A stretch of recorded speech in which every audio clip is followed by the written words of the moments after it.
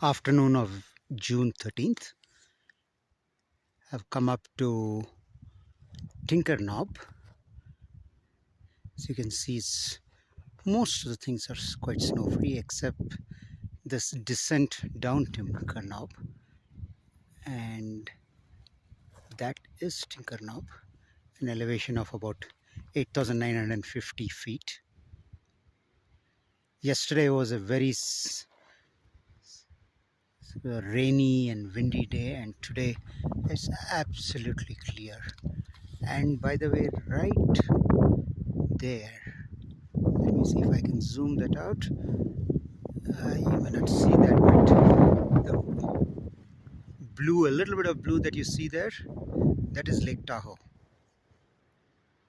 You can see it from far. It's a huge lake.